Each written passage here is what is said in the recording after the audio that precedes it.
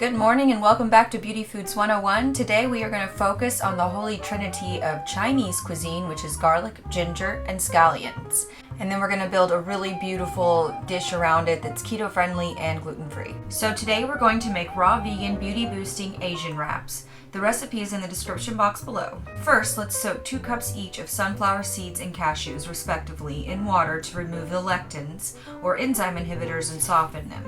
Stir them around to make sure every kernel gets contact with the water, and make sure you have enough water over them to allow them to swell and remain underwater while they soak. 2 hours later, let's rinse and strain the nuts and seeds and set aside to dry out a bit while we prep our filling. You'll need a food processor for this part. I'm using the Hamilton Beach with a side scraper, which is a time saver indeed. Peel and roughly chop your garlic, then your ginger, and then trim your onions and roughly chop as well, and add all of this to the food processor. Add about 2 tablespoons of tamari, which is a gluten-free soy sauce, and if you have them, a teaspoon each of sesame oil and rice vinegar. Skip them if you don't have them, it will still taste great without them. Break this down on high until you get a chunky mixture, scraping down the sides to make sure you don't end up with any huge chunks of garlic or ginger. Once it looks like this, let's add in your sunflower seeds. Now to blend this final mixture, you're going to pulse the food processor and scrape the sides several times until the mixture resembles fine ground beef.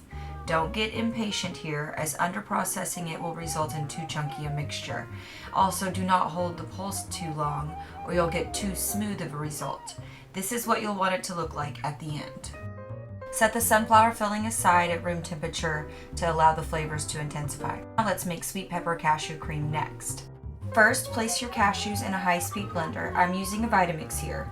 Then roughly chop half of a sweet red pepper and add them to the cashews. Add a few dashes of salt and good water to cover the blades of the blender, about a half cup. Start blending the mixture on low speed and gradually increase the speed to the highest setting to create a smooth, fluffy texture.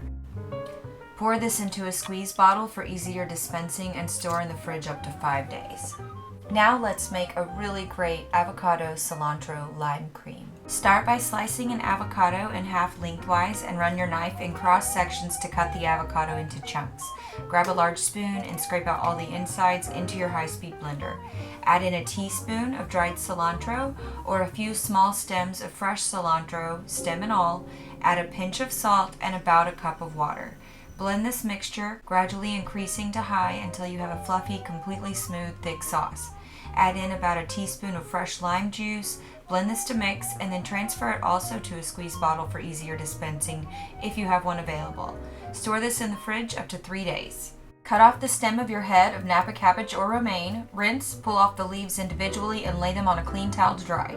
Now we'll assemble this fantastic dish while you learn 7 beauty benefits of eating it.